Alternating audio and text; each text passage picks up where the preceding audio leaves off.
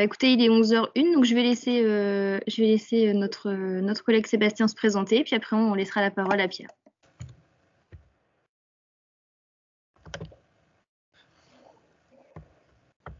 Bonjour à tous. Donc moi je suis Sébastien Laèche, je suis conseiller entreprise au sein du pôle B2B de la Chambre de commerce et d'industrie Seine-Estuaire, qui organise aujourd'hui ce webinaire.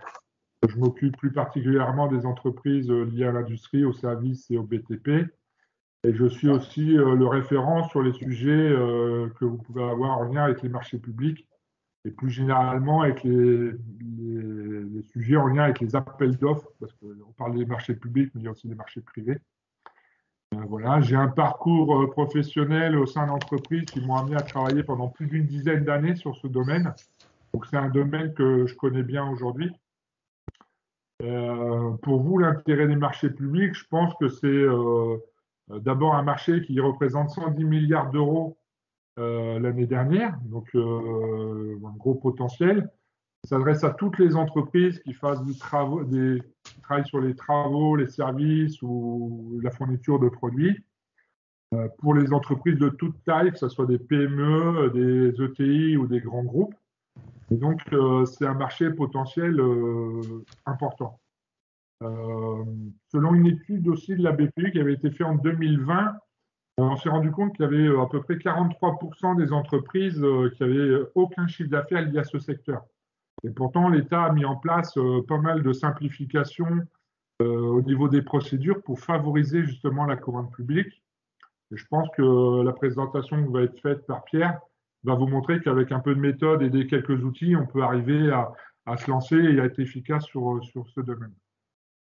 Voilà, à toi Pierre. Merci. Merci Sébastien.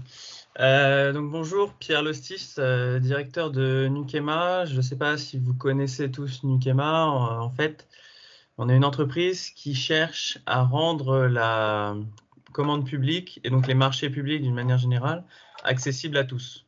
Le principe étant de simplifier tout ce qui amène vers la commande publique pour que les petites entreprises comme les grandes puissent répondre au marché, remporter des marchés et ainsi gagner en dynamisme d'un point de vue économique pour les entreprises et aussi du côté des acheteurs, avoir davantage de concurrence et davantage de répondants, qui est un objectif qu'ils recherchent activement. Parce qu'en fait, Nukema, c'est une filiale d'Atexo qui travaille préférentiellement normalement avec les acheteurs publics eux-mêmes.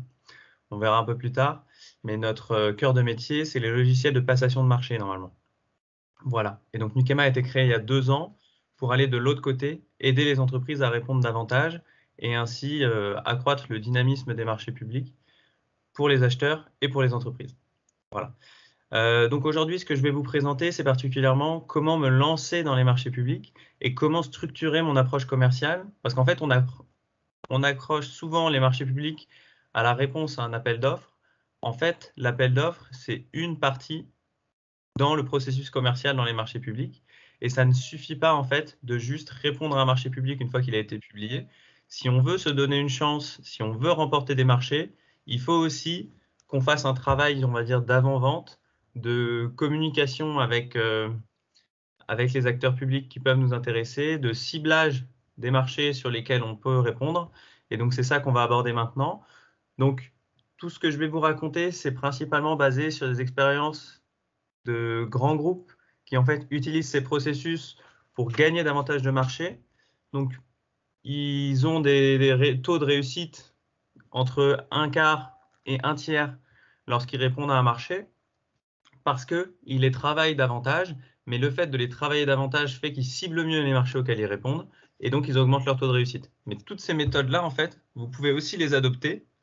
Donc nous, en fait, au sein de Nukema, donc au sein d'Atexo, en fait, on a recruté récemment le directeur commercial qui venait de Suez, et c'est sur son expérience au sein de Suez qu'on a basé notre nouvelle approche commerciale. Donc Atexo, c'est à peu près 90 employés, donc c'est plutôt une grosse PME, on va dire.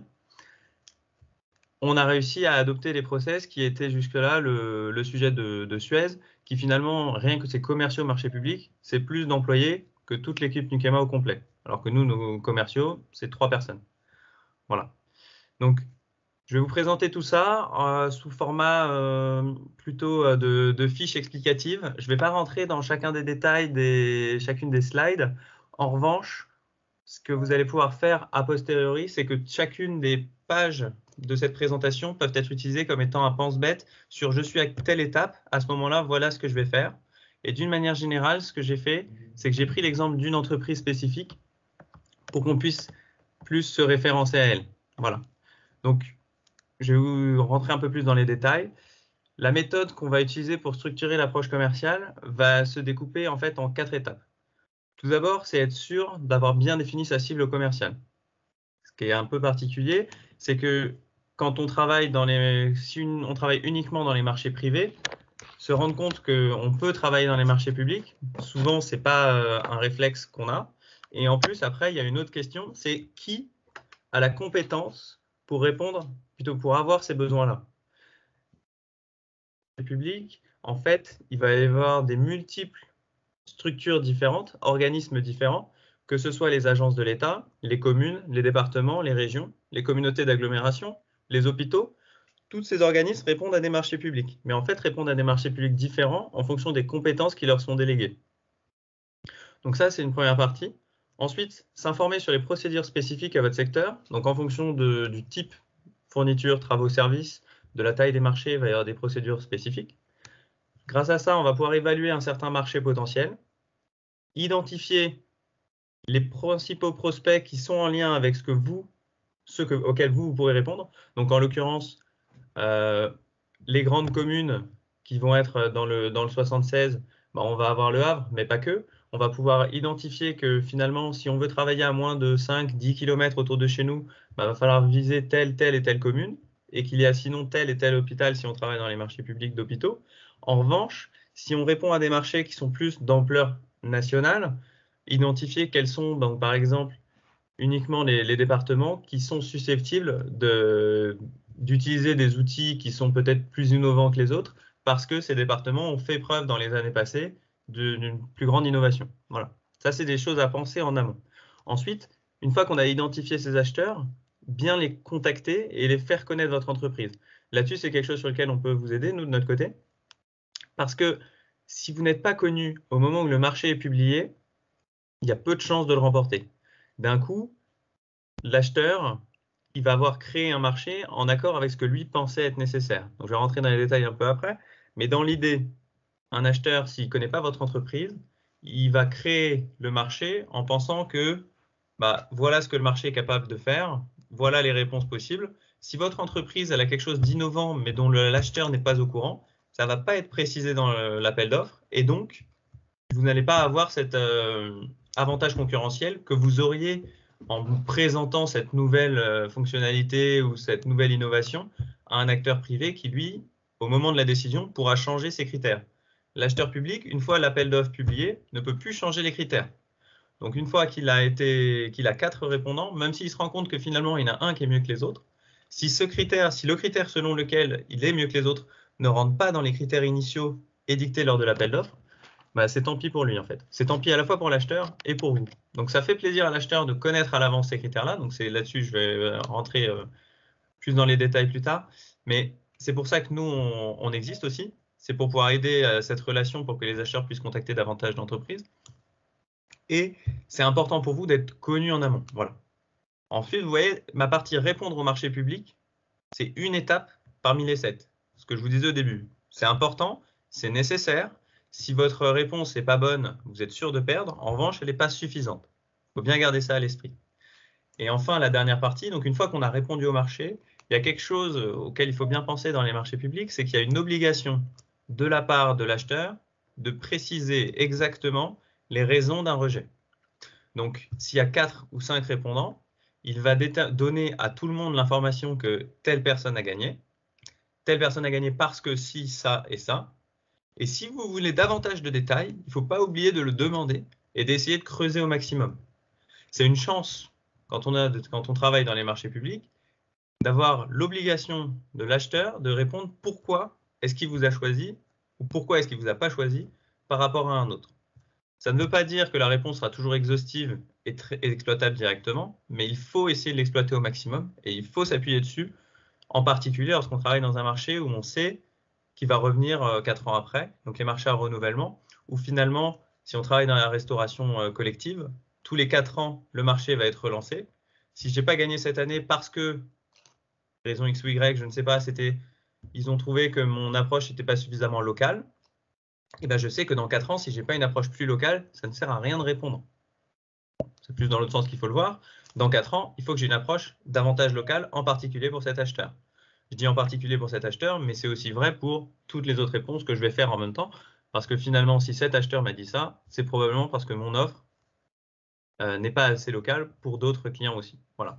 Toute cette approche-là, donc assez structurée, on va rentrer dans les détails une par une en faisant en fait l'exemple, en suivant l'exemple d'une entreprise, donc une entreprise fictive disons que j'ai créée moi-même. En l'occurrence, à chacun son jardin, donc une entreprise fictive créée en Île-de-France qui fait de l'entretien d'espaces verts et qui se lance dans les marchés publics en ayant travaillé pour l'instant quelques fois avec des acteurs en Île-de-France. Et à chaque fois que je vais vous montrer une problématique, on va prendre l'exemple de qu'est-ce que ferait à chacun son jardin. Voilà, tout simplement. Donc, tout d'abord, pour définir votre cible commerciale, ce qu'il faut savoir, c'est que si vous ne connaissez pas vos clients, même si en fait vous trouvez des appels d'offres auxquels répondre, ça va être impossible de savoir comment répondre au mieux à leurs besoins. Donc la première chose, c'est savoir quelles sont les prestations que vous êtes capable de réaliser qui pourraient intéresser les acheteurs publics. Ensuite, quels sont ces acheteurs publics? Donc en l'occurrence, si je prends l'exemple de À chacun son jardin, la réalisation et l'entretien d'espaces verts, tout ça, c'est compétences principalement des communes. En vrai, ça concerne tous les acheteurs, mais les parcs, c'est toujours compétence de la commune. Donc on pourrait aussi s'occuper des jardins des hôpitaux ou des jardins des différents locaux et bureaux des agences de l'État, mais d'un coup, ça va être un marché beaucoup plus restreint. Donc on va dire qu'il va se concentrer uniquement sur les communes. Et ensuite, c'est une activité qui nécessite d'être proche en fait de son activité, de son point de départ. On ne peut pas, quand on fait de l'entretien d'espaces verts, aller travailler à l'autre bout de la France. Donc ça, c'est quelque chose d'assez clair, assez simple à appréhender, mais c'est toujours une bonne idée de se dire, OK, qui est-ce que ça concerne à ce moment-là de connecter. Quelqu'un essaie de prendre le contrôle. Oui, pardon, normalement, je suis vous pouvez le reprendre. Tac. Je réussis pas à reprendre le contrôle là. Vous voyez tous l'écran de... On voit l'écran de Teams. Ouais. Ouais. Je vais essayer de la remettre. Monsieur Charpentier, je sais pas. Ouais. Je la remets.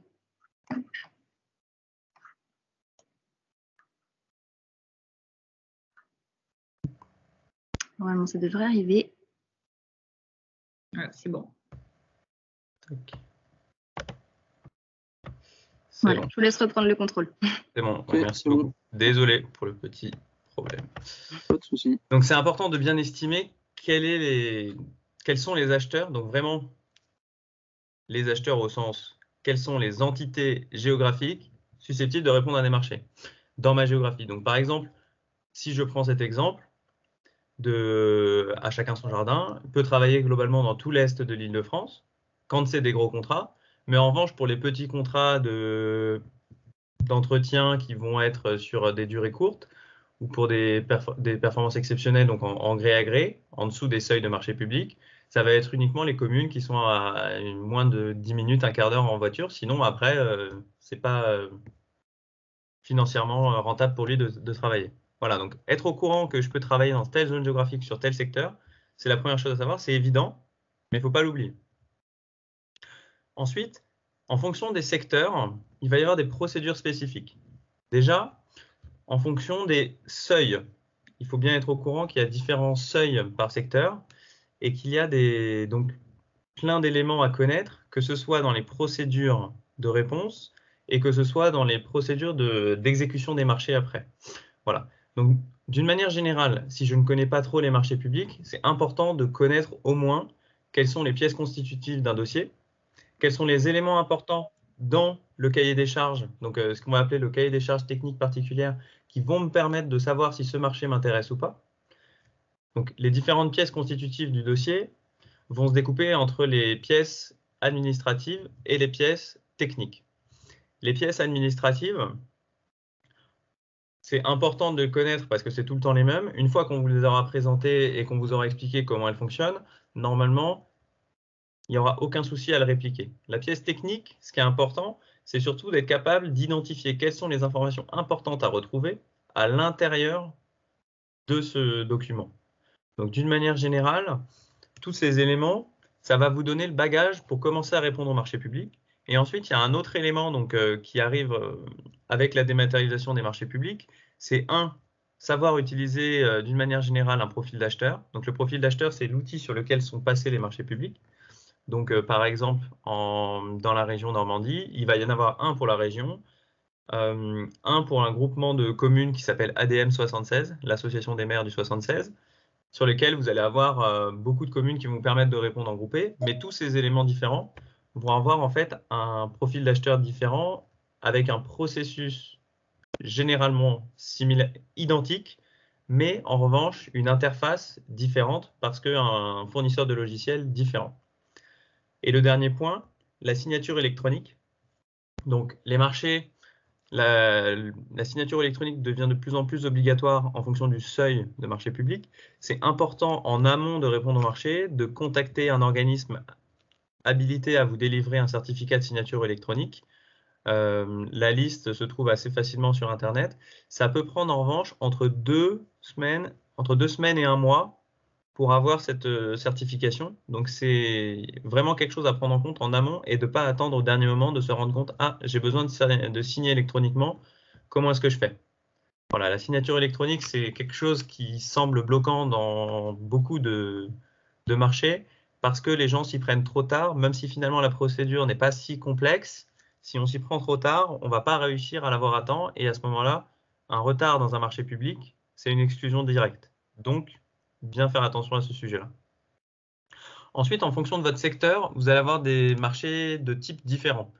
Donc, on va distinguer les accords cadres. Donc, un accord cadre, c'est un marché dans lequel on va définir globalement un cadre de réponse. Et ensuite, à chaque fois qu'une prestation va être demandée, l'acheteur va dire « j'ai besoin de telle prestation qui rentre exactement dans le cahier des charges défini par l'accord cadre ». Vous aviez répondu que le prix serait de X. À ce moment-là, je vous prends tant de jours de prestation, par exemple. Je vais donc vous payer tant de fois le prix que vous m'avez répondu dans l'appel d'offres. Et progressivement, il va y avoir des bons de commande qui vont être affectés à cet accord cadre. Les accords cadres pouvant donc être comme ça à bons de commande ou alors des accords cadres différents où c'est plus chaque année, ils vont avoir un budget limité ou illimité sur lequel ils vont définir j'ai besoin de telle prestation ou telle prestation. Ensuite, il y a les marchés simples. Donc en fait, les marchés où juste je réponds au marché, je suis prestataire, le prix est défini dans la réponse à l'appel d'offres et dans le contrat qui m'a été attribué. Je sais exactement que j'ai X temps pour réaliser la prestation, que la prestation contient ces éléments. Comment est-ce que je vais faire pour répondre? Voilà. Ensuite, en plus du type de contrat, il y a le type de procédure. Il faut savoir qu'il y a différents types de procédures en fonction du seuil de marché public. Donc, par exemple, les appels d'offres au-dessus de 90 000 € vont être considérés comme étant des appels d'offres ouverts, c'est-à-dire avec une publication obligatoire au bulletin officiel des annonces des marchés publics. Si c'est même au-dessus de 200 000 €, il va y avoir une publication obligatoire au journal officiel de l'Union européenne, donc les marchés européens. Si en revanche vous êtes entre 40 000 et 90 000 €, c'est ce qu'on va appeler des marchés à procédure adaptée, avec quand même publication obligatoire sur un profil d'acheteur. Et ensuite, si c'est en dessous de 40 000 €, ça va être un marché qui peut être passé de gré à gré. Gré à gré voulant dire, il n'y a pas d'appel d'offres obligatoire, ça peut passer sur demande de devis. Ça ne veut pas dire qu'ils ne font pas d'appel d'offres, ça veut juste dire qu'il n'est pas obligatoire. Voilà. D'une manière générale, en fonction des organismes publics, ils vont avoir des catégorisations d'achats différentes. Si vous travaillez pour le ministère de la Défense, il va y avoir des marchés qui peuvent être passés hors, alors c'est toujours dans le code des marchés publics, mais en dehors des procédures habituelles, tout simplement parce que c'est spécifique au ministère de la Défense, aux enjeux stratégiques et aux enjeux de sécurité. À l'inverse, il va y avoir des marchés que vous allez identifier comme étant très très basiques, donc qui vont arriver très régulièrement auprès de plein d'acheteurs différents, qu'on va appeler donc d'ordinaire, de quotidien.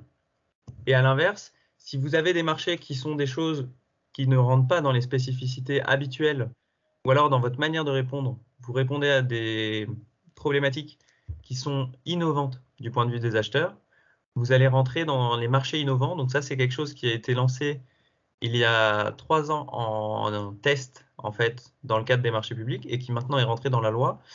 Il y a un seuil à 100 000 euros. Si vous faites un marché qui est classé comme étant innovant, il peut passer hors appel d'offres, en fait, tout simplement.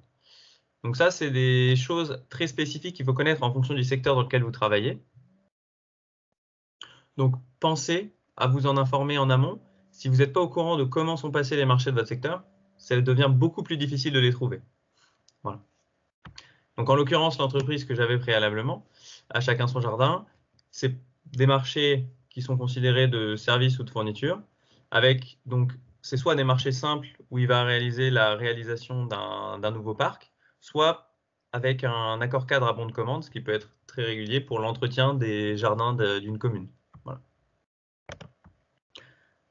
Pour évaluer la taille de votre marché, donc à partir du moment où vous avez évalué, que vous connaissez qui sont les acteurs qui sont intéressés et quelles sont les procédures de passation, ce qui peut importer en fonction de la taille des marchés, ce qui peut être intéressant pour vous, c'est de regarder quels sont les marchés qui ont été passés préalablement ou les marchés qui sont actuellement ouverts. Donc ça, c'est quelque chose sur lequel Nukema peut vous aider. En l'occurrence, grâce à notre outil qui va référencer tous les marchés actuellement disponibles. En fait, Nukema va fournir un outil de veille qui va aussi permettre de faire juste de la recherche sur les appels d'offres en cours et aussi sur les appels d'offres passés.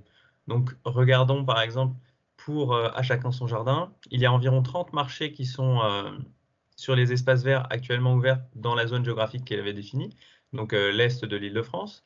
Ça veut donc dire que, d'une manière générale, comme un marché dure entre 30 et 45 jours, donc 1 mois et 1 mois et demi, la durée d'ouverture, surtout pour les marchés plutôt simples comme cela, ça voudrait dire que sur l'année, il va y avoir environ 300 marchés qui vont être publiés.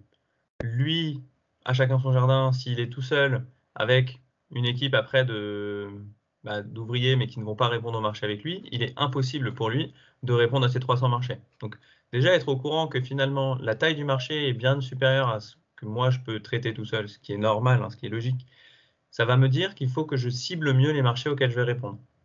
Voilà. Donc ça, c'est quelque chose de très important, d'être capable de savoir est-ce que le marché que je vise, j'ai besoin d'une exhaustivité? Est-ce que j'ai besoin de cibler spécifiquement certains marchés? Est-ce que je peux me permettre en fait d'en laisser de côté ou est-ce qu'il faut vraiment que je réponde à tout? Ça va être en fonction de votre capacité à répondre et de la taille du marché. Si vous vous rendez compte que le marché est trop grand, vous pouvez donc, en fonction du marché cible qu'on a trouvé très facilement, on va élargir les recherches, soit regarder que finalement en fait les marchés que j'avais trouvés ne sont pas assez conséquents. Peut-être que ma zone géographique que j'avais définie préalablement, elle est trop petite et que je peux aller regarder un peu plus loin. Ça, c'est la première chose.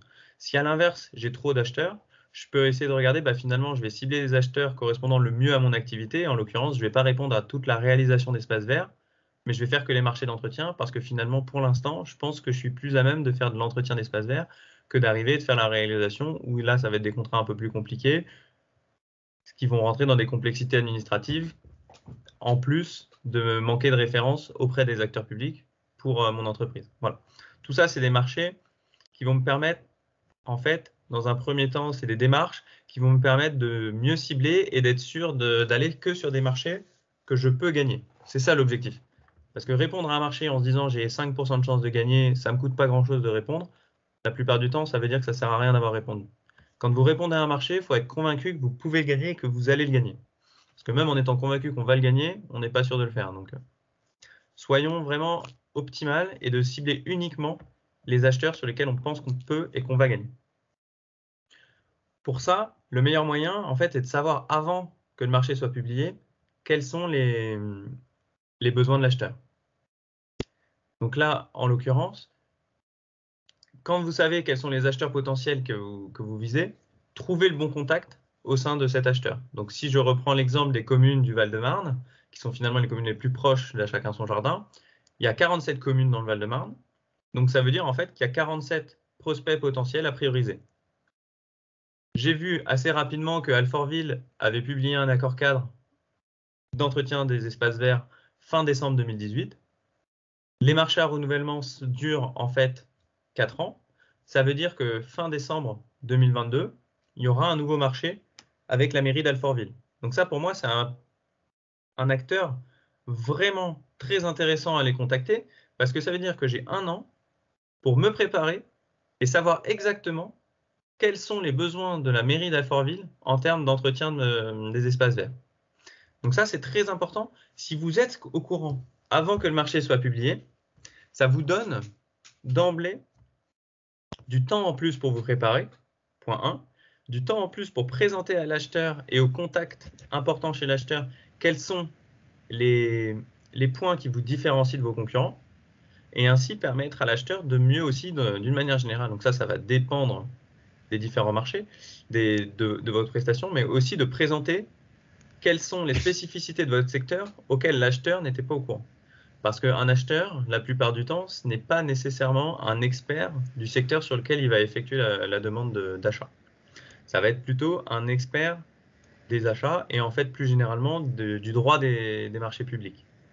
Donc si vous êtes capable de lui présenter pourquoi votre solution est meilleure que la solution de votre concurrent, dans le marché public, il va mettre en avant qu'il y a besoin d'une solution au moins équivalente à la vôtre. Et à ce moment-là, vous allez remporter le marché parce que sur la partie technique, vous êtes meilleur que les autres. Donc ça, c'est très important, c'est être capable de définir quels sont les acheteurs à contacter en amont et trouver le bon contact sur l'acheteur. Donc chez l'acheteur, il y a différents moyens de trouver le contact, soit dans les appels d'offres passés. Donc dans chaque appel d'offres passé, il va y avoir toujours un lien contact pour les questions. Donc souvent, c'est une adresse mail générique avec un numéro de téléphone. Parfois, vous avez même le contact de la personne qui est responsable de ce marché en particulier. Et à ce moment-là, ça peut être intéressant. Donc, si vous savez qu'il a été publié il y a 4 ans et qu'il revient cette année, que telle personne était en charge il y a 4 ans, probablement qu'il est encore, soit il a laissé son poste à quelqu'un d'autre. En tout cas, c'est probablement dans la même équipe que ça va être géré. Donc, si j'essaye de contacter cette personne, il pourra me dire qui est-ce qui l'a remplacé et qui est-ce qui va gérer le dossier. Toujours intéressant. En amont des marchés, il n'y a aucun problème à communiquer avec les acheteurs. Une fois que le marché public a été publié, vous n'avez plus le droit, et eux non plus n'ont plus le droit, donc bien à prendre en compte, une fois que l'appel d'offres a été publié, les échanges sont très normalisés et doivent passer intégralement par le profil d'acheteur et doivent concerner uniquement des éléments techniques de l'appel d'offres pour l'égalité de traitement. En amont, en revanche, de cet appel d'offres, donc là, l'exemple du 1 an, vous pouvez parler autant que vous voulez avec l'acheteur, l'acheteur a le droit de parler autant qu'il veut avec vous. En revanche, il n'a pas le droit de vous garantir que vous aurez le marché, il n'a pas le droit de vous promettre quoi que ce soit, mais il a le droit de s'informer en fait sur le marché, ce qu'on va appeler faire du sourcing. Et vous avez le droit de lui présenter la différence entre ce que vous faites et ce que font vos concurrents pour que vous départagez. Voilà. Donc l'autre manière sinon de trouver, tout simplement en allant sur le site de la commune, vous pouvez trouver les informations. Donc là, moi j'ai regardé pour la mairie d'Alfortville, j'ai trouvé directement le numéro du service achat. Donc ça m'a pas pris très longtemps à trouver directement une entreprise qui pourrait être contactée, plutôt un contact direct pour l'entreprise à chacun son jardin qui lui permettrait comme ça de se différencier par rapport à ses concurrents. Il faut savoir que dans l'organisation d'une commune, on va distinguer entre les élus et les services techniques. Donc il faut bien prendre dans l'approche, pas se présenter exactement de la même manière lorsque vous parlez à un directeur des services côté service technique ou à un élu. Donc pour ça, il va falloir faire connaître votre entreprise auprès des acheteurs en adaptant le contenu à chacun. Donc, pour préparer le contenu, c'est assez classique, j'imagine que vous en avez déjà. C'est juste, en fonction de votre métier, préparer un contenu qui présente votre entreprise, en particulier sur les prestations que vous seriez prête à faire pour les acheteurs publics. Donc ça, c'est assez classique, pas spécifique au marché public, mais bien pensé. Donc, dans le cadre, par exemple, de l'entreprise d'entretien d'espace vert, faire une brochure avec les réalisations qui ont été passées, une présentation de l'équipe, une vidéo qui présente qu'on est un peu différent des autres. C'est des choses assez simples et assez basiques en termes de marketing, mais ça marche aussi autant avec les acheteurs publics qu'avec les entreprises ou qu'avec les consommateurs finaux. Parce qu'en fait, d'une manière générale, un acheteur public, un organisme public, c'est une entreprise, alors pas exactement comme une autre, mais une entreprise qui va avoir les mêmes besoins et les mêmes problèmes d'organisation à l'intérieur. Donc, chacun des individus va être convaincu de la même manière que vous convaincriez un prospect B2B. Et d'une manière générale, il faut les approcher ainsi de la même manière, comme si c'était eux qui étaient le consommateur. Sauf lorsque vous vous adressez à l'élu, où là, à ce moment-là, ça va être une approche toujours un peu différente. Voilà. Donc, ensuite, ce qu'il faut faire, c'est assez simple, mais prendre le contact avec les acheteurs publics qu'on avait ciblés précédemment. Donc là, on va faire la différence quand on contacte un DSI et quand on contacte un élu, ça ne va pas être la même approche. En particulier parce que l'élu, lui, il va avoir pour principale préoccupation des choses de court, moyen terme, alors que le gestionnaire technique, lui, va probablement être là dans le plus long terme. Alors, sauf exception avec certains élus qui sont là depuis très très longtemps, un mandat d'élu dure en moyenne aux alentours de 5 ans. Donc 6 ans pour un maire, 5 ans pour un député. D'une manière générale, ça va être une période plutôt courte dans un processus d'achat, étant donné que beaucoup de prestations, donc si vous faites des travaux, ça va prendre quasiment tout le mandat d'un élu pour arriver à la réalisation finale d'un projet qu'il a lancé lui-même. Très souvent, les projets qui sortent de terre dans une commune, que vous voyez construits et qui sont mis en avant par un maire, sont issus de la mandature précédente. Donc, bien prendre en compte qu'il y a des différences de temporalité et des différences d'approche entre un acheteur élu et un acheteur technique. Voilà. Donc, dans ce cadre-là, n'hésitez pas à contacter le maximum de personnes, utiliser vos réseaux et directement prendre des rendez-vous avec les acheteurs. Dans les services achats des communes, donc en fonction de la taille des communes, il va être plus ou moins fourni, mais ils ont tout intérêt à rencontrer le maximum d'entreprises parce que de leur côté, plus ils rencontrent d'entreprises, plus les entreprises répondent au marché. Et plus les entreprises répondent au marché, quelqu'un d'autre vient de prendre le contrôle. Martial, Gaïdou. Je remets la présentation. Ouais. Plus ils prennent contact avec des fournisseurs, plus ils vont pouvoir avoir de concurrence dans les marchés publics. Donc, plus c'est intéressant pour eux. Faut bien prendre tout ça en compte, qu'en amont d'un appel d'offres, il n'y a aucun problème à discuter avec les acheteurs. Ils sont eux-mêmes demandeurs. Alors, attendez, pardon. Hop. Voilà. Donc, en amont des marchés, n'hésitez pas à communiquer avec eux. Une fois que le marché est publié, donc que l'appel d'offres en fait est publié officiellement, d'un coup, tout ce qu'on a fait avant change complètement. On n'a plus le droit de faire toutes ces approches auprès des acheteurs. Tout devient beaucoup, beaucoup plus formalisé. Donc, à moins que ce soit un marché de gré à gré dans lequel les informations peuvent transiter assez facilement, dans un marché ouvert, normalement, les seules choses que vous pouvez faire, c'est poser des questions, avoir les présentations de votre solution si vous êtes retenu parmi les premières réponses qu'ils ont eues, faire des visites de chantier, faire des visites de sites lorsque c'est des appels d'offres spécifiques qui ont lieu dans un bâtiment en particulier chez eux, donc pour du nettoyage, voire les locaux peut être très important pour définir la réponse. Mais en tout cas, vous n'avez plus le droit d'approcher en dehors de ce processus les acheteurs publics eux-mêmes. Voilà. Donc, ce qui est important pour vous, lorsque vous êtes dans la réponse au marché, c'est bien de réussir à identifier dans l'appel d'offres qui a été publié effectivement, quels sont les éléments qui font que vous allez pouvoir vous différencier. Donc, quand vous téléchargez les pièces du marché, vous allez pouvoir lire le cahier des charges techniques, cahier des charges administratifs, donc, qui va vous permettre comme ça de savoir si vous rentrez dans les clous. Normalement, il n'y a pas trop de problème sur le CCAP, c'est plus le CCTP qui va vous permettre de vous différencier. Et identifier les points, donc la notation de l'acheteur. Ça, c'est toujours un point important. Quand vous répondez à un marché, ce qui compte, ce n'est pas uniquement ce que vous pensez être important et ce qui est beau, ce qui est différenciant, ce qui fait que votre prestation elle est mieux qu'une autre. Ce qui compte, c'est qu'est-ce que l'acheteur a mis comme critère de notation. Voilà. Si l'acheteur a mis que, donc disons qu'on vend des voitures et que l'acheteur il veut une voiture rouge, mais vous trouvez que la voiture bleue correspond beaucoup mieux à ses besoins et que vous mettez une voiture bleue et que vous êtes sûr de remporter parce que c'est la meilleure du monde, quelle que soit la voiture que vous vendez, si elle ne correspond pas au critère numéro 1 qu'il a mis, vous êtes sûr de perdre. Voilà, donc là, c'est bien se mettre dans l'état d'esprit que le CCTP a été rédigé par un acheteur, pensé par un acheteur, pour les besoins de l'acheteur, et que dans tous les cas, même si vous avez raison, lui doit se tenir aux critères qu'il a édictés. Donc, dans les critères de choix, souvent, il y a une catégorie prix.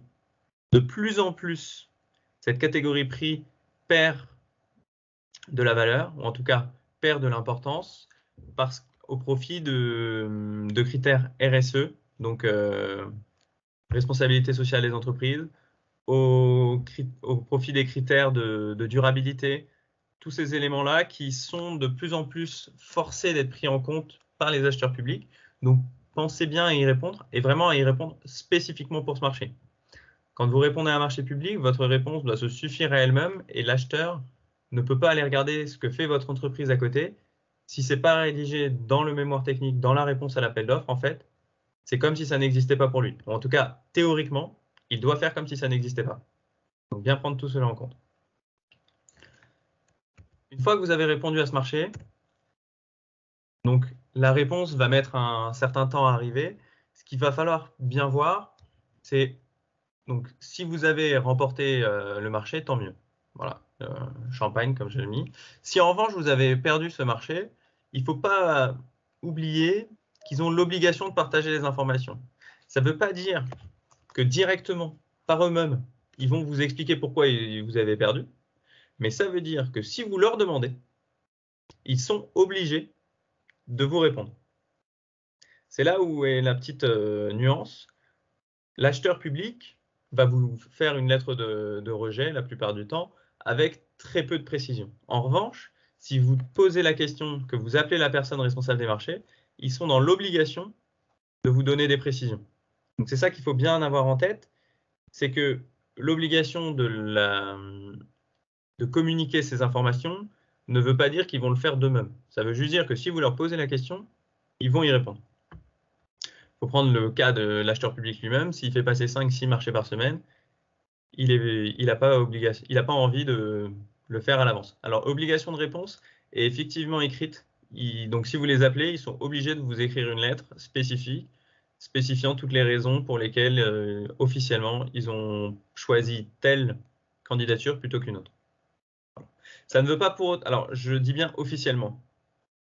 Parce que parfois, il va y avoir en plus des choses un peu politiques derrière. Et ça, dans tous les cas, moi, je ne pourrais pas... La loi est toujours limitée par l'humain lui-même. Ils ont l'obligation de vous dire ce qui officiellement a fait le choix de l'un à l'autre. Ça ne veut pas pour autant dire que dans tous les cas, vous allez avoir la vraie réponse. Mais en tout cas, ils sont obligés de vous notifier par une lettre la raison du rejet si vous en faites la demande. Voilà. En l'occurrence, si je prends l'exemple d'Atexo, donc l'entreprise mère de Nikema, première chose qui est faite à chaque lettre de rejet, on espère en avoir le moins possible, mais on en a quand même.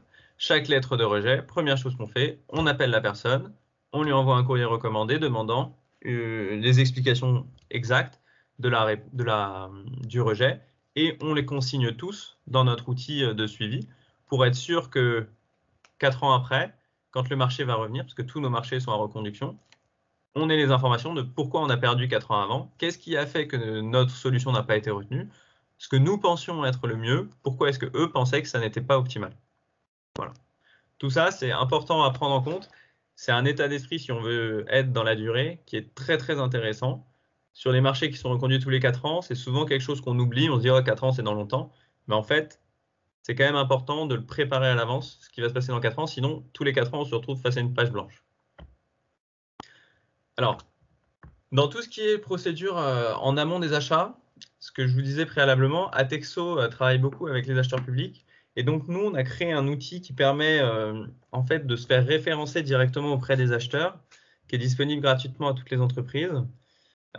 Ensuite, on a d'autres prestations qui sont en sus qui vous permettent d'être plus en contact avec les acheteurs publics. Mais d'une manière générale, on va vous permettre d'être référencé auprès de environ 70 plateformes et donc près de 40 000 acheteurs publics, donc, ce qu'on voit sur cette slide-là, en quelques clics. Je vais vous montrer rapidement comment ça peut se faire. ça vous permettre en fait aux acheteurs publics de vous trouver en amont des marchés. Donc que ce soit des personnes de votre département ou des acheteurs qui sont présents à l'autre bout de la France, lorsqu'ils vont faire une recherche sur un secteur en particulier, ils pourront vous trouver. Donc si je reprends l'exemple de tout à l'heure, quelqu'un qui cherche des espaces verts, il pourra trouver toutes les entreprises qui font des espaces verts. Ensuite, il pourra limiter géographiquement. Donc si c'est quelqu'un en Île-de-France, il pourra dire qu'il veut uniquement dans tel département ou même à tant de kilomètres de sa commune, des choses comme ça. Et il pourra avoir comme ça une vision un peu plus précise des entreprises susceptibles de répondre, intéressées par la réponse au marché public. Parce que pour l'instant, la seule solution qu'ont la plupart des acheteurs pour contacter les entreprises en amont des marchés, c'est Google. Et en fait, Google, ça va toujours être les plus grosses entreprises qui vont ressortir, alors que dans la performance achat des acheteurs publics, il y a une grosse dimension locale et sociale qu'ils essayent de mettre en avant. Donc dans tous les cas, ce qu'on a fait, nous, en partenariat avec eux, c'est de permettre une inscription gratuite pour les entreprises, afin de permettre au maximum d'entreprises de s'inscrire et aux acheteurs de les trouver facilement. L'inscription, ça se fait très très facilement, c'est en quelques clics. Voilà, donc vous voyez, j'ai mis l'URL directement en bas. Si vous allez sur nukema.com et après vous cliquez sur sourcing, vous arrivez là. Ça vous demande juste de rentrer en gros, un nom, prénom, email et adresse mail. Email et SIRET. Le SIRET, c'est ce qui va nous permettre de vérifier que l'entreprise existe bien, qu'elle est référencée auprès de l'INSEE et qu'on va récupérer les informations directement mises à disposition par l'INSEE pour les entreprises afin de consolider une première fiche. Voilà. Donc, si vous allez sur sourcing.nukema.com, vous pouvez créer une fiche très rapidement que vous allez ensuite pouvoir compléter. Donc là, c'est la fiche de l'entreprise fictive que j'ai montrée préalablement. Donc, montrez vos différentes références, décrire votre activité avec préciser quels sont les mots-clés qui caractérisent votre activité, qui vont permettre en fait aux acheteurs de vous trouver. Définir la zone géographique dans laquelle vous pouvez travailler, mettre un lien vers votre site internet, un lien vers votre brochure, et aussi, donc je ne sais pas si vous connaissez la nomenclature CPV, c'est la nomenclature sur les marchés publics européennes. D'une manière générale, ça permet de préciser un peu plus quelles sont les prestations que vous êtes capable de fournir. Ça fait la différence en fait entre dire je construis une piscine et je donne des cours de piscine ou je fais du nettoyage de piscine. Le mot-clé piscine va apparaître à chaque fois. En revanche, en termes de codification, ça va être différent et ça va permettre aux acheteurs qui cherchent, en connaissant le code à l'amont, de trouver vraiment plus facilement les entreprises capables d'y répondre. Tous les marchés publics qui sont publiés, au minimum au BOMP, sont obligés d'avoir un code CPV apparent, donc c'est-à-dire d'être classifiés dans cette catégorisation, ce qui permet en trouvant des codes des marchés publics, vous allez trouver quels sont les codes CPV correspondant à votre activité grâce à ça, assez facilement. Voilà, donc ça, l'inscription est gratuite et il y a environ 40 000 acheteurs qui utilisent les plateformes Atexo qui peuvent y avoir accès et qui pourront comme ça vous trouver et vous contacter grâce aux informations de contact que vous aurez rentrées. Oui, sur Nukema, vous pouvez chercher directement les catégories CPV en direct. Lorsque vous êtes sur rentrer vos codes CPV, vous pouvez chercher soit directement dedans, soit en commençant en rentrant les codes. Voilà. Et sinon, dans tous les cas, vous pouvez nous poser la question et on vous accompagne sur ces choses-là. Pour aller plus loin, donc si vous avez des besoins d'une manière générale sur les marchés publics, au sein de Nukema, nous, on essaye de faire, c'est d'accompagner le maximum. Et là, en l'occurrence, ce qu'on a fait récemment, c'est on a créé un organisme de formation en lien avec Atexo, donc Atexo Academy, qui à la fois sert les acteurs publics et les entreprises, et qui a développé un catalogue de formation à destination des entreprises qui soit faite pour pouvoir en particulier aider à se lancer dans les marchés.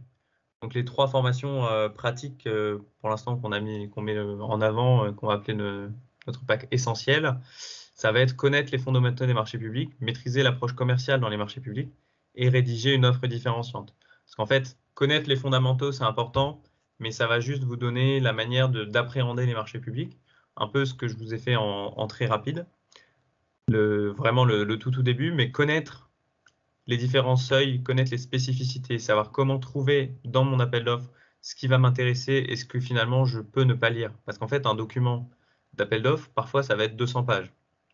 Est-ce que vraiment vous allez pouvoir lire les 200 pages à chaque fois que vous répondez au marché? La réponse est probablement non. Être capable très facilement, très rapidement, d'identifier les 4-5 pages importantes à lire et les 4-5 éléments qui ne sont même pas juste importants à lire, mais importants à connaître par cœur dans cette réponse, donc en particulier par exemple les critères d'attribution et les éléments techniques demandés. Ça, soit on l'a avec l'expérience, on a répondu à des dizaines de marchés, soit on peut se faire guider pour réussir à y arriver. Voilà. Donc, on a une approche un peu très pratique sur ces sujets-là, avec des formations d'une journée qui vous permettent d'en savoir davantage. Sinon, si vous avez aussi besoin plus d'accompagnement, parce que vous pensez que la formation, c'est trop, ça va prendre trop de temps pour y arriver, on peut aussi vous diriger vers des consultants spécialisés.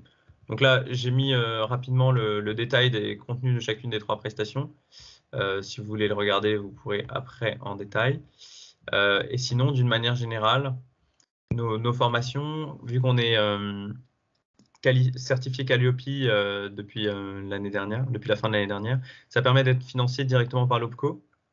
Et en plus de ça, donc nous, ce qu'on essaie d'apporter, c'est avoir les expériences d'anciens acheteurs et d'experts de la réponse au marché public pour que vous ayez directement les clés des 2 côtés lorsque vous répondez à un marché et pas être bloqué uniquement par soit voilà, ça c'est le point de vue des entreprises qui répondent, mais peut-être que c'est à côté de la plaque par rapport à ce que les acheteurs pensent.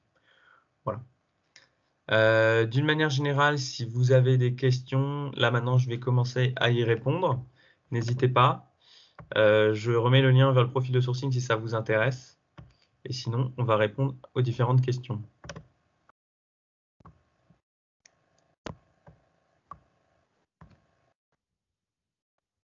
Oui, vous m'entendez? Oui. Oui. Bonjour, merci pour tout ça. C'était très intéressant.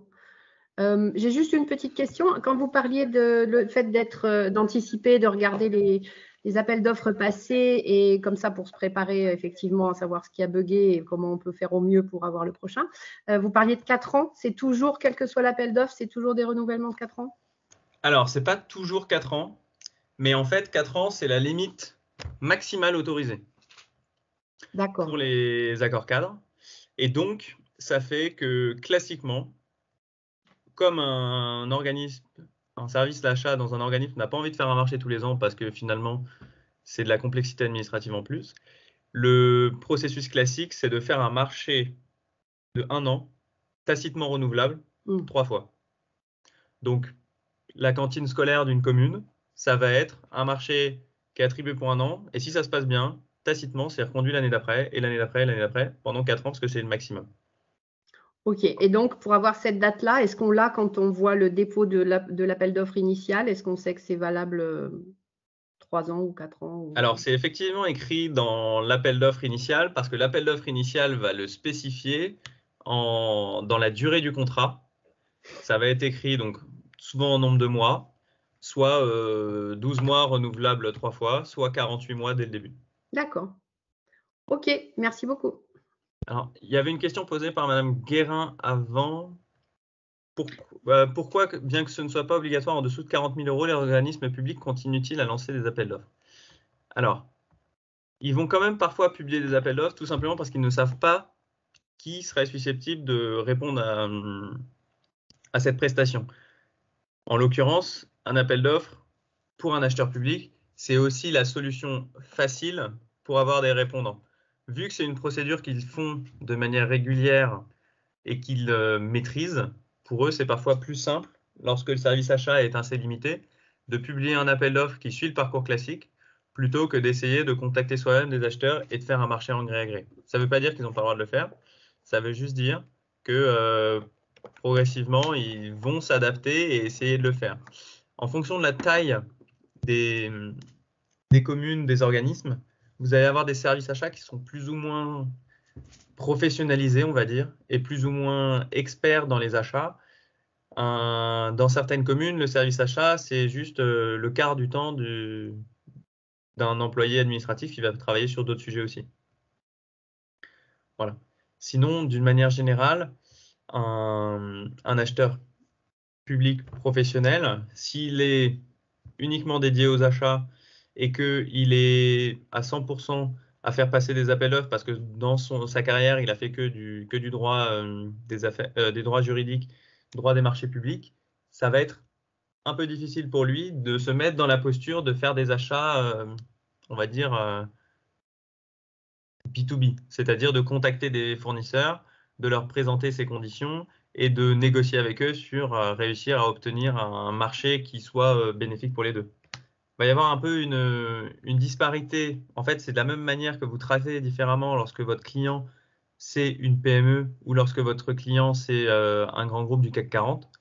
De l'autre côté, les interactions vont être différentes. Et bien, dans les services achats des différents organismes publics, c'est la même chose. Si vous travaillez avec un ministère, le service des achats de l'État va être hyper structuré et va aider chacun des ministères. Et tout va passer par des accords cadres à grande échelle ou alors en connaissant au détail près le droit des marchés publics dans la bonne case. Si vous travaillez avec le ministère de la Défense, ça va être encore plus spécifique parce qu'il y a des personnes qui sont là, qui sont spécifiques à chaque chantier et qui vont vous dire moi, mon travail, c'est uniquement de faire passer des marchés publics pour la réalisation de chantiers et ils connaîtront quasiment mieux votre secteur que vous. Parce que leur travail toute leur vie, c'est juste de construire les chantiers de la défense pour cette base navale, par exemple. Je prends cet exemple-là parce que c'est ce que fait mon frère. Voilà, pardon. Mais d'une manière générale, dans l'approche dans les marchés publics, il faut se dire que va y avoir autant de processus différents que d'acheteurs publics différents. Parce que si vous vous adressez à la commune du Havre, ça ne va pas être la même chose que si vous vous adressez, alors je ne connais pas toutes les communes autour, mais une commune de 5000 habitants ou une commune de 1500 habitants qui est même à 3 km du Havre. Juste parce que dans l'approche, eux-mêmes n'ont pas les mêmes services, n'ont pas les mêmes disponibilités, n'ont pas les mêmes processus en fait. Voilà. Donc le seuil des 40 000 €, c'est juste qu'il y a une obligation au-dessus. Ça ne veut pas dire que c'est interdit en dessous. Et donc si c'est plus simple pour eux, ils vont le faire toujours. Monsieur Dos Santos, vous posez la question pour revenir sur les conditions de veille de parution des marchés publics avec Nukema. Alors, nous, au sein de Nukema, on va assurer la veille sur toutes les plateformes de marchés publics en France et on va vous permettre de créer en fait des alertes dessus. Donc, en l'occurrence, si ce que vous souhaitez, c'est être mis au courant tous les jours des marchés qui sont publiés, c'est assez simple chez nous. En fait, on va vous créer une alerte au sein de nos systèmes et dès qu'un nouveau résultat apparaît dans la recherche qu'on aura créée ensemble, vous serez alerté directement par mail. Vous pourrez consulter directement les informations publiées par l'acheteur, le document donc, de consultation, le DCE, et accéder en un clic à la plateforme de l'acheteur pour savoir où répondre. Voilà, donc il y a ça, plus en plus l'accès au sourcing. Et si vous avez des besoins autres, donc accès aux archives ou aux contrats attribués, c'est aussi des fonctionnalités qu'on a intégrées et qui vous permettent comme ça de faire une veille commerciale plus intense et pas seulement être dans l'attente des marchés qui sont publiés tels que je vous l'avais présenté, mais être même dans la préparation en amont avec l'accès aux archives et aux contrats attribués, savoir quel est le concurrent qui actuellement sert ce marché, qui est toujours une information intéressante lorsque vous commencez à y répondre. Oui, effectivement, c'est un système d'abonnement mensuel ou annuel. Vous pouvez tout voir directement sur le site nukema.com quand vous allez sur nos offres.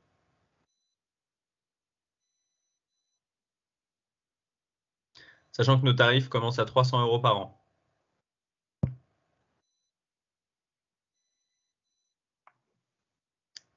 Est-ce qu'il y a d'autres questions? Pierre, vous y avez probablement répondu, mais quelqu'un s'étonnait ou indiquait en début de réunion que sur les marchés inférieurs à 40 000 €, il n'y ait pas forcément de notification de rejet ou d'explication sur les rejets. Et vous en avez parlé à un moment donné en disant qu'il ne faut pas hésiter à écrire et à demander si jamais cette obligation n'était pas respectée. Alors,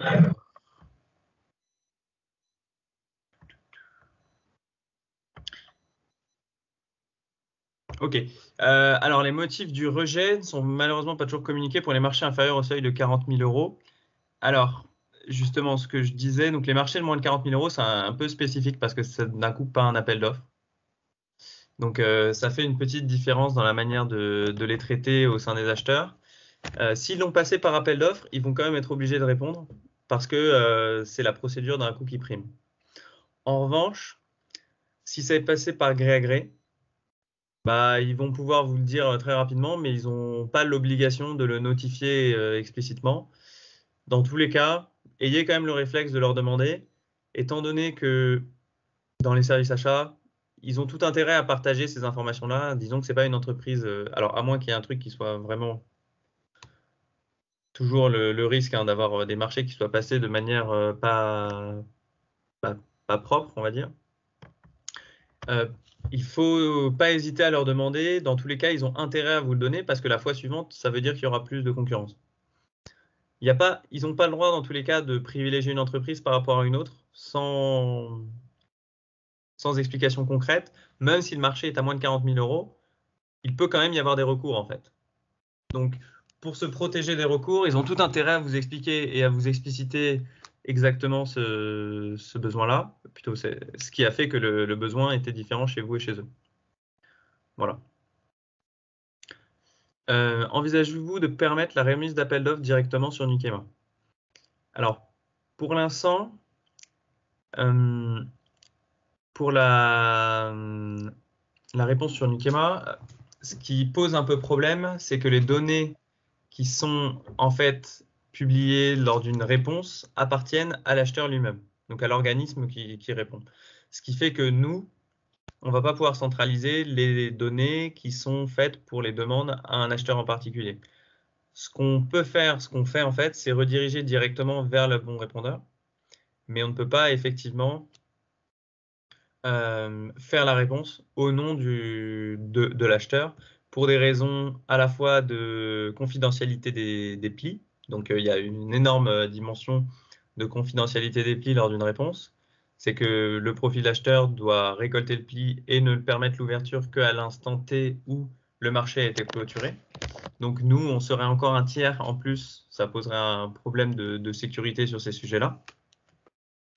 Mais sinon, d'une manière générale, ce qu'on essaye de faire, nous, ce qu'on envisage en revanche, c'est de vous permettre de pouvoir vous connecter à partir de Nukema sur n'importe quelle plateforme, en tout cas sur les plateformes Atexo, pour vous permettre de répondre d'un coup plus facilement. Parce que c'est souvent un problème qui existe, c'est d'avoir N comptes sur chacune des plateformes, ce qui en fait crée des problèmes à la fois parce que je dois me rappeler de mon mot de passe sur telle plateforme, de bien vérifier que j'avais la bonne adresse mail et que je n'étais pas allé sur celle d'un autre.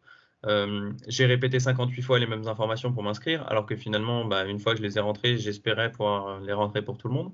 Tous ces sujets-là, c'est des sujets sur lesquels on travaille particulièrement avec Atexo. Mais comme en fait, le profil d'acheteur, ça appartient à l'acheteur public lui-même, donc à la région, ou au département, ou à la commune, on peut difficilement leur forcer les choses. C'est toujours aussi en négociation avec l'acheteur public lui-même. Voilà. Monsieur Guido, vous dites que le système de Nukema aura du mal à retenir certaines inscriptions au sourcing. Alors, le problème, c'est que les mails que vous avez reçus, c'est probablement de la part des acheteurs eux-mêmes. Il va falloir que nous, de notre côté, on mette en place, on envoie en fait la liste des inscrits aux acheteurs, qu'ils arrêtent de vous envoyer des rappels, en fait, parce qu'ils envoient des rappels réguliers à tous les utilisateurs de leur plateforme pour qu'ils viennent s'inscrire sur le sourcing. Mais pour l'instant, on n'avait pas fait ce nettoyage. Ça ne veut pas dire que l'inscription est mal faite. Ça veut juste dire que l'acheteur lui-même, lorsqu'il vous a communiqué ce rappel, ne savait pas si vous étiez inscrit ou non.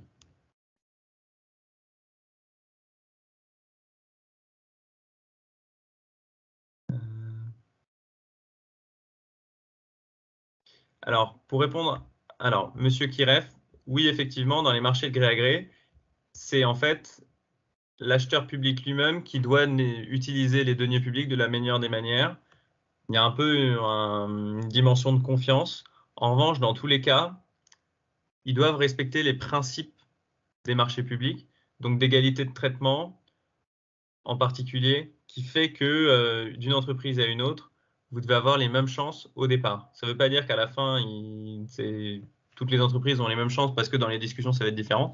Mais en revanche, toutes les entreprises doivent être vues de manière identique et sans biais de la part de l'acheteur. Pour répondre à Monsieur Pascal M, en cas de marché de niche ou de service peu connu, quelle serait la meilleure approche? Travailler les acheteurs et DSI pour faire connaître et adapter le CCTP. Alors effectivement, dans votre cas, donc en cas de marché très niche ou d'un service peu connu, alors il y a deux options dans ce cas-là. Soit c'est le marché lui-même qui est très niche, soit c'est la manière d'y répondre qui est niche. Mais à ce moment-là, c'est identifier ce que je disais au tout début. Essayer d'identifier ceux qui seraient le plus à même de bénéficier de cela.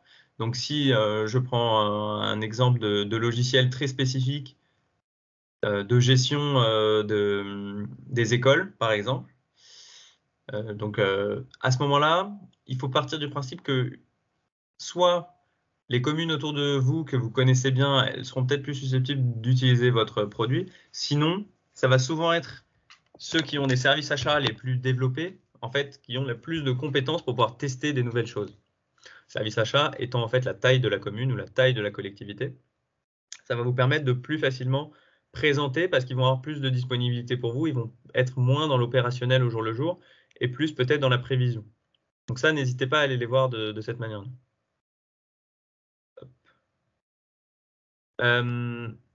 Madame Guérin, donc l'outil de veille que vous proposez centralise-t-il de manière exhaustive l'ensemble des AO publiés? A-t-on ensuite accès gratuitement à l'ensemble des dossiers des AO qui nous intéressent? Alors, l'outil de veille centralise de manière exhaustive l'ensemble des AO et ensuite, en revanche, l'accès au dossier fait partie de l'abonnement. Donc ensuite, vous avez accès directement au dossier sur notre plateforme et vous avez une redirection directe vers la plateforme de l'acheteur. À partir du moment où vous êtes abonné, c'est compris dans notre offre initiale à 300 €. Et toutes les offres ensuite sont des fonctionnalités additionnelles, mais tout abonné a accès à toutes ces fonctionnalités directement.